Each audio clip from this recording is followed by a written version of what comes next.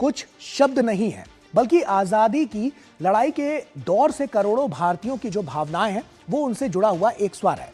लेकिन अब इसी वंदे मातरम के पूरे गायन को लेकर सियासत जो है वो गर्मा गई है। दरअसल सोशल मीडिया पर एक वीडियो सामने आया है जिसे लेकर बीजेपी का आरोप है कि कांग्रेस के एक कार्यक्रम में वंदे मातरम का पूरा गायन नहीं किया गया और इसे बीच में रोक दिया गया। बीजेपी ने इसे लेकर सोनिया गांधी, राहुल गांधी और मल्लिकार्जुन खड़गे पर सवाल उठाए हैं और पूछा है कि आखिर पूरे वंदे मातरम से कांग्रेस को परेशानी क्यों है। बीजेपी का आरोप है कि राष्ट्रगीत के पूरे गायन को रोकने की कोशिश की गई है। हालांकि कांग्रेस ने इन आरोपों को खारिज करते हुए सफाई दी है कि उसके मुख्यालय में वंदे मातरम का पूरा गायन किया गया था। और इसी बीच केरलम में भी वंदे मातरम को लेकर विवाद सामने आया है। अब आरोप प्रत्यारोप के बीच मुद्दा सिर्फ एक गीत का नहीं है, बल्कि उससे जुड़ी भावनाओं और सियासत का बन गया है। यानी राष्ट्रगीत की गूंज के बीच अब सियासत का जो शोर है वो बहुत ज्यादा तेज है। आखिर क्यों हुआ है ऐसा, आइए इसको हम विस्तार से जानते हैं। आपको बताते हैं कि किस तरह से वंदे मातरम पर कांग्रेस जो है वो घिरती हुई नजर आ रही है। पूरे वंदे मातरम को लेकर जो सियासी उठापटक है वो साफ तौर पर देखने को मिल रही है और क्या कुछ अब तक इसमें हुआ है ये देखना है। तो ऐसे में मातरम पर जो सियासी संग्राम है वो साफ तौर पर देखने को मिल रहा है। कांग्रेस ने पूरा वंदे मातरम नहीं गाया है। सोशल मीडिया पर जो वीडियो है वो तेजी से के साथ वायरल हो रहा है। बीजेपी का सोनिया राहुल खड़गे पर आरोप है। वंदे मातरम को रोकने की जो कोशिश है वो लगातार देखने को मिल रही है और सोनिया गांधी का राष्ट्रगीत रोकने का ये जो आदेश था वो किस तरह से सवालों के कटघरे में उनको खड़ा करता है और क्या कुछ है ये हम आपको बता रहे हैं। राहुल भी पूरे गायन के दौरान लगातार परेशान नजर आए। जो सोशल मीडिया पर जो तस्वीर है वो हम आपके साथ अभी साझा करेंगे। कांग्रेस की पूरे मामले पर जो सफाई है वो साफ तौर पर सामने आई है, लेकिन मुख्यालय में गाया गया पूरा वंदे मातरम ये कांग्रेस की तरफ से कहा गया, लेकिन बीजेपी जिस तरह की जो बात कर रही है वो साफ तौर पर देखने वाली बात है और उसका एक वीडियो भी सोशल मीडिया पर तेजी से आगे बढ़ता हुआ नजर आ रहा है। तो वंदे मातरम से बेचैनी क्यों है, ये लगातार इस तरह के सवाल उठाए जा रहे हैं। जो शुरुआती पंक्तियों को लेकर उसके बाद से ही जो असहजता होने लगी और उन्होंने गीत रोकने का संकेत दिया। वहीं राहुल गांधी भी पूरे गायन के दौरान और राष्ट्रगीत समाप्त होने के बाद तक वहां पर वो परेशान दिखे। तो ये तमाम ऐसे अहम सवाल हैं जो लगातार उठाए जा रहे हैं और यही तो कांग्रेस की पुरानी दुविधा है कि गांधी परिवार को भारत की सांस्कृतिक चेतना, सभ्यतागत विरासत और राष्ट्रभाव के साथ आखिर इतनी असहजता क्यों है। यह सवाल बहुत अहम है, आप समझिए, क्योंकि स्वतंत्रता दिवस पर भी गांधी परिवार की वही बेचैनी कैमरे में कैद हुई है। तो ये साफ तौर पर ये जो तमाम सवाल हैं वो उठाते हुए नजर आ रहे हैं। ऐसे में बीजेपी की तरफ से तमाम रिएक्शंस भी निकलकर सामने आए। क्या कुछ कहना है, आइए सबसे पहले वो आपको सुनवाते हैं। पूरा देश ने देखा कि राहुल गांधी, सोनिया गांधी, खड़गे जी, ये पता है कि उन्होंने वंदे मातरम को बंद करने के लिए भी कह दिया और ये भारत का अपमान है। वंदे मातरम का अपमान मतलब भारत का अपमान है। वो आजकल अपने से बाहर नहीं निकल पा रहे हैं। वंदे मातरम का अपमान भारत माता का अपमान है। उन्होंने अपमानित किया है वंदे मातरम। कांग्रेस नेतृत्व ने एक बार फिर दिखा दिया कि उसे संपूर्ण वंदे मातरम से कितनी बेचैनी। कांग्रेस ने अपनी ओछी और तुष्टिकरण की राजनीति के चक्कर में राष्ट्रीय गीत का अपमान किया है। यह भारत के स्वतंत्रता संग्राम की आत्मा का हिस्सा है। यह उन करोड़ों लोगों की भावना है जिन्होंने देश की आजादी के लिए अपना सर्वस्व न्यौछावर कर दिया। आपको पूरे देश से माफी मांगनी चाहिए और यह कहना चाहिए कि भविष्य में कांग्रेस और कांग्रेस के नेता कभी राष्ट्रगीत का अपमान नहीं करेंगे। कांग्रेस कार्यालय में वंदे मातरम गीत गाया जा रहा था।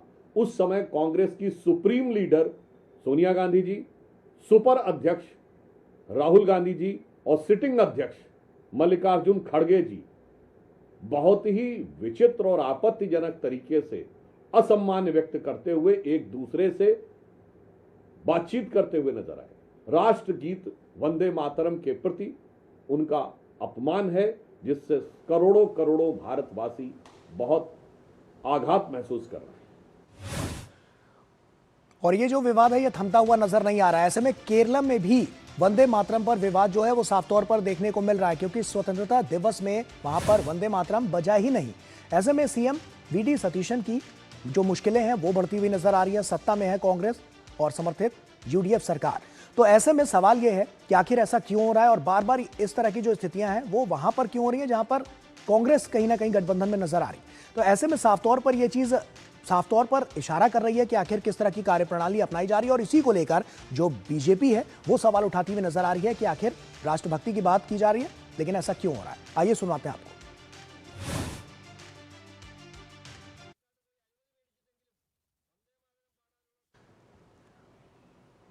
तो ये बड़े जो आरोप हैं वो लगाते हुए नजर आ रहे हैं। दरअसल एक खास वर्ग के दबाव में सीएम साफ तौर पर नजर आ रहे हैं और जमाते इस्लामी के आगे वो झुके हुए नजर आ रहे हैं। ऐसे में भारत विरोधी जो ताकतें हैं उनके साथ संबंध जो है वो समझ में आता है। ऐसे में यूडीएफ के खिलाफ वो बड़ा जो ऐलान है वो किया गया है। कानूनी और राजनीतिक लड़ाई की जो घोषणा है वो नजर आ रही है और 15,000 जगहों पर गाएंगे पूरा वंदे मातरम। तो ये इस तरह की जो बातें हैं वो निकलकर यहाँ पर सामने आ रही है। शैलेंद्र हमारे सहयोगी हमारे साथ जुड़ रहे हैं। शैलेंद्र, आखिर इस पर रोशनी डालिए, किस तरह की मौजूदा स्थिति है, हालात क्या कहते हैं और आखिर ऐसा क्यों हो रहा है, कांग्रेस की तरफ से इस तरह की स्थितियां क्यों बार बार पैदा की जा रही है? गौरव, इसके लिए थोड़ा सा इतिहास में जाना होगा। जब संपूर्ण वंदे मातरम राष्ट्रगीत को गाने का फैसला हुआ, उसके गायन का फैसला हुआ और हम जानते हैं कि हाल ही में एक बिल संसद से पारित हुआ जिसमें अगर कोई राष्ट्रगीत का अपमान करता है तो उसको सख्त सज़ा 3 साल तक की सज़ा का प्रावधान है। और जब ये बात सामने आई थी 150वीं वर्षगांठ पर वंदे मातरम के, हम जानते हैं कि उस वक्त जब सदन में चर्चा हुई थी तब बीजेपी की तरफ से आरोप लगाया गया था कि देखिए वंदे मातरम के कई अंतरे गाए न जाएं। ये साजिश करने का काम कांग्रेस की अगुवाई में हुआ था एक वर्ग के तुष्टीकरण के लिए, जबकि सुभाष बाबू ये चाहते थे कि पूरा वंदे मातरम गाया जाए और तमाम देश के उस वक्त के नेता चाहते थे कि पूरा वंदे मातरम गाया जाए। लेकिन कांग्रेस ने उस वक्त कांग्रेस की अगुवाई वाली सरकार ने और नेहरू जी ने ये जो वंदे मातरम था संपूर्ण वंदे मातरम की जगह पर उसका कुछ हिस्सा ही उसको आगे ले जाया गया। अब जाकर फिर से यह फैसला प्रधानमंत्री नरेंद्र मोदी की अगुवाई में किया गया है। जो हमने देखा है कि लाल किले की प्राचीर से संपूर्ण वंदे मातरम गाया गया और आप देखें कि जो सरकारी समारोह होते हैं या आधिकारिक समारोह होते हैं उनमें इसका गायन किया जाता है। अब सवाल यह है कि कल जब हमने देखा कि कांग्रेस के दफ्तर में कांग्रेस के शीर्ष नेतृत्व जो तस्वीरों में दिखाई दिया उसमें वो असहज नजर आए। आरोप ये लगा कि उसमें उसे बंद करने को कहा गया। कुछ जो ऑडियो सुनाई दे रहा था उससे भी लोग कयास लगा रहे हैं। तो बीजेपी ने तमाम आरोप लगाया। कांग्रेस की तरफ जो सफाई आई वो भी अजीब सफाई थी। अलग अलग तरह से देखे तो 3 वर्जन सामने आया। जयराम रमेश ने कुछ अलग कहा, बाकी नेताओं ने कुछ अलग कहा। तो ये साफ जाहिर होता है कि कांग्रेस पार्टी के जो नेता है वो सहज नहीं थे। और अब केरल में इस तरह की घटना आ गई सामने, वही केरल जहां पर मुस्लिम लीग से गठबंधन करने का आरोप कांग्रेस पार्टी पर लगा था और बीजेपी ने यह सवाल उठाया था कि कांग्रेस पार्टी सत्ता के लिए एक वर्ग के तुष्टीकरण के लिए मुस्लिम लीग से समझौता कर सकती है। तो अब उसी केरल में ये पूरा विवाद सामने आया है जब वंदे मातरम बजा ही नहीं, जो कि एक तरह से अब अनिवार्य हो गया है। फिर सवाल उठता है, सवाल बड़े अहम है क्योंकि ये सवाल उठना उठाना भी जरूरी है क्योंकि जब देश हित की बात होती है तो कहीं वंदे मातरम को रोक दिया जाता है और कहीं गाया ही नहीं जाता, तो सवाल उठने लाजमी है। ऐसे में कांग्रेस की जो कार्यशैली है वो दिखाना कुछ और है, जैसे हाथी के दांत होते हैं ना, खाने के अलग दिखाने के अलग, तो वही कमोवेश यही स्थिति कांग्रेस की भी नजर आती है। बहुत बहुत शुक्रिया शैलेंद्र, तमाम जानकारी हमसे साझा कर